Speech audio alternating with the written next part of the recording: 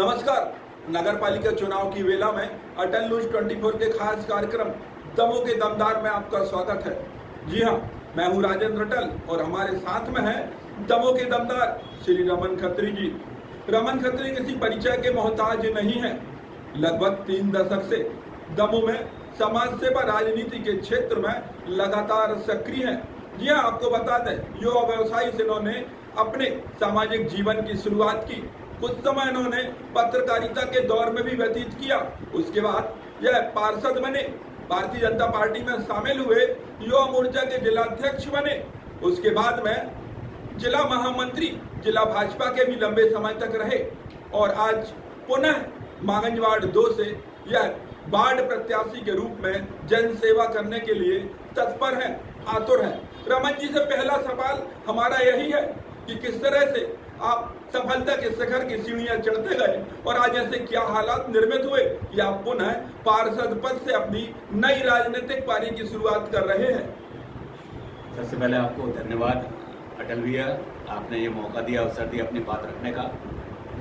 आपके साथ में मैंने पत्रकारिता शुरू करी थी। हमें ध्यान है कि इसी ऑफिस में हम लोग बैठते थे। आप भास्कर के शुरुआत में जिला में आप भास्कर को देखते थे और मैंने स्वतंत्र मत शुरू किया था। धीरे धीरे मैं इसी सिविल वार्ड नंबर 3 से पार्षद भी रहा और उस समय सबसे कम उम्र का पार्षद बनने का सौभाग्य भी मुझे मिला था। भारतीय जनता पार्टी की राजनीति हम लोगों ने शुरू की थी। युवा मोर्चा में पहले महामंत्री रहा, पश्चात युवा मोर्चा का मैं जिलाध्यक्ष भी बना। 9 साल तक युवा मोर्चा अध्यक्ष भी रहा, जो मध्य प्रदेश में एक रिकॉर्ड है। उसके पश्चात मैं भारतीय जनता पार्टी में जिला महामंत्री बना। 9 साल 8 साल मैंने जिला महामंत्री का भी दायित्व निभाया, वो भी एक रिकॉर्ड है, लगातार 3वां महामंत्री रहा। ये सारी परिस्थितियाँ थी कि हम लोग भारतीय जनता पार्टी में लगभग 27-28 साल काम किए और समाज में रहते रहते काम करते करते ईश्वर की कृपा और पब्लिक के स्नेह से एक अलग पहचान भारतीय जनता पार्टी के कार्यकर्ता के रूप में मिली। लेकिन कुछ एक पिछले 1.5-2 साल में एक घटनाक्रम ऐसे घटे हैं जिसके कारण आज हम बड़े दुखी मन से हम लोगों ने पिछले 1-1.5 महीने पहले भारतीय जनता पार्टी को छोड़ दिया है। परिस्थितियाँ ऐसी थी कि उपचुनाव हुआ था। उपचुनाव में राहुल सिंह कांग्रेस छोड़कर जनता के विश्वास को धोखा देकर भारतीय जनता पार्टी में शामिल होते हैं और भारतीय जनता पार्टी उनको प्रत्याशी बनाती है। जनता में एक भयंकर आक्रोश था, जनता ने राहुल सिंह को हरा दिया। लेकिन हमारे वरिष्ठ सीनियर नेता इस बात को मानने को तैयार नहीं थे कि ये भारतीय जनता पार्टी के कैंडिडेट के रूप में जनता ने पसंद नहीं किया है उनको और जनता ने हरा दिया। और उन्होंने सारा जो उनकी जो हार की जिम्मेदारी थी वो हम लोगों पे, आदरणीय मलैया परिवार पे ऐसे उन्हें रख दी।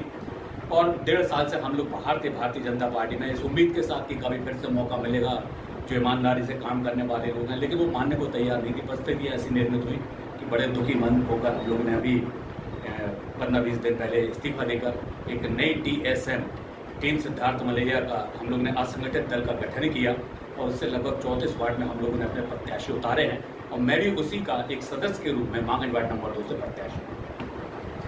रमन जी, देखने में आया भारतीय जनता पार्टी ने उपचुनाव के बाद में आधा दर्जन मंडल अध्यक्षों को, टीम सिद्धार्थ मलैया के प्रमुख सिद्धार्थ मलैया को पार्टी से निलंबित किया था। लेकिन निलंबित वाली श्रेणी में आप नहीं थे।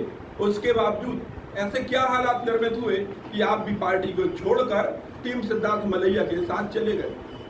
अटल, यह होता यह है कि जब आप किसी एक राजनीतिक दल में काम करते हैं तो काम करते करते किसी नेता के प्रति एक स्नेह हो जाता है और उन नेता का भी स्नेह पूरे सब कार्यकर्ताओं के प्रति था। हुआ ये कि मुझे ये बात सही है कि मुझे नोटिस नहीं मिला था, लेकिन मुझे हाशिए पर जरूर रखा गया। कारण सिर्फ इतना था कि मुझसे ये बोला गया कि आप मलैया परिवार से जुड़े हैं। हाँ, जुड़े हैं भाई, ईमानदार नेता है, भ्रष्टाचार के ऊपर उनके ऊपर कोई आरोप नहीं है। और अगर मैं ऐसे नेता को फॉलो करता हूं और अगर यही गुनाह है राजनीति में तो वो गुनाह मैंने किया है। मुझे कहने में कोई संकोच नहीं है कि मध्य प्रदेश में भारतीय जनता पार्टी के वो वरिष्ठ नेता हैं और अभी दमोह जिले के वो एक ऐसे नेता के रूप में रहे हैं जो ईमानदार थे, सबके प्रति एक सा उनके नज़रिया था, सबके प्रति स्नेह था। और ऐसे नेता को फॉलो करना, अगर उनकी नज़रों में हमारा ये दोष था तो उस दोष को हम स्वीकार कर रहे हैं। इस कारण से मुझे हाशिए पर रखा गया। 1.5 साल से इंतजार कर रहे थे हम भी, लेकिन उन्होंने कोई पूछ परख नहीं की।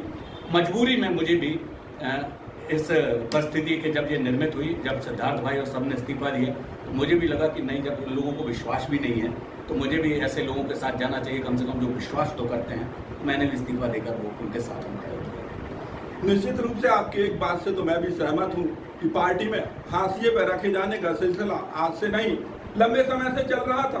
हम भी कभी बीजेपी के मीडिया प्रभारी रहे हैं और शायद हाशिया पे आते आते आज जहाँ के तहाँ अपना मीडिया का वर्क कर रहे हैं। रमन जी, आपकी इस बात से भी हम सहमत हैं कि जयंत भैया के लिए बीजेपी के नेता नहीं बल्कि जननायक थे, आज भी हैं और आगे भी रहेंगे।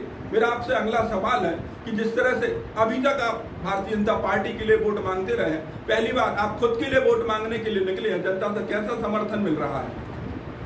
अभूतपूर्व है। पूरे दमों में लोगों को समझ में आ रहा है कि वास्तव में असली भाजपा कौन है। असली भाजपा वो चेहरे नहीं जो आज बैठे हुए वहां पे। असली भाजपा वो है जो टीम सिद्धार्थ मलैया बनाकर हम लोग वार्डों में जा रहे हैं। अटल भैया, विश्वास करो, कई बार हम लोग जब वोट मांगने के लिए, आज सुबह का एक घटनाक्रम है, मैं एक वार्ड में था, सिविल वार्ड नंबर 10 में वोट मांगने गया तो एक साहू परिवार है। साहू परिवार से हमें, चूंकि अब इतने सालों से काम कर रहे हैं तो दमों में लगभग परिचय हो ही जाता है सभी से। मैंने नमस्कार की, मैंने भैया ख्याल रखना हमारे प्रत्याशी। अरे भैया कैसी बात कर रहे हो, हम कभी पार्टी छोड़ के गए हैं? हमने उनसे आग्रह किया कि भैया इस बार हम पार्टी में नहीं है। बड़े दुखी मन से हमने पार्टी, अरे कहने भैया हम भूल ही गए थे, बिल्कुल आप तो चुनाव चिन्ह बताइए। ये परिस्थिति भी बन रही है। हम लोगों को बता रहे हैं कि इस बार हम पार्टी सिंबल कमल का फूल लेके नहीं आए हैं, हमारा सिंबल अलग है। कहीं हमारे प्रत्याशी का सिंबल केक है, कहीं हमारे प्रत्याशी का सिंबल एक ढाल दो तलवार है, और एक जगह तो हमारे सिलाई मशीन है और टीवी है। इस तरीके से लोगों को थोड़ा समय लग रहा है, लेकिन हम लोगों तक पहुंचा पाएंगे अपनी बात को और अपने सिंबल को कि ये TSM है, हम लोग ये हैं। एक बात और आपके माध्यम से मैं बहुत स्पष्ट कर रहा हूं कि जब हम लोगों ने इस्तीफा दिया था, सिद्धार्थ भाई और हम लोगों ने बहुत स्पष्ट तरीके से ये बात हम लोगों ने रखी थी कि हम जिस विचारधारा को लेके आगे बढ़े, 28-30 साल, मैंने 28 साल दिए हैं, मलैया परिवार ने तो 40-50 साल दिए हैं, और भी ऐसे हमारे साथ बहुत सारे कार्यकर्ता हैं जिन्होंने इस्तीफा दिया है। वो किसी अन्य राजनीतिक दल में नहीं जा रहे हैं, न कांग्रेस में जा रहा है, किसी अन्य राजनीतिक दल में नहीं जा रहे हैं, क्योंकि वो विचारधारा का मेल किसी राजनीतिक दल में मेल हो ही नहीं सकता हम लोगों का। हम जिस विचारधारा में आगे बढ़े उस विचारधारा को और आगे ले जाने का काम करेंगे। हम टीम सिद्धार्थ मलैया, ये कभी असंगठित दल है टीम सिद्धार्थ मलैया।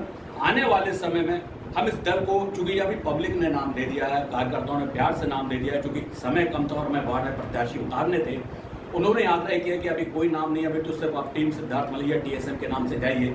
लेकिन आने वाले समय में हम इस असंगठित दल को और भी ज़्यादा मजबूत करके एक पब्लिक से, जनता से और कार्यकर्ताओं से फिर पूछेंगे कि इसका हमें अब क्या नाम होना चाहिए। ये भी हम आने वाले समय में करने वाले हैं।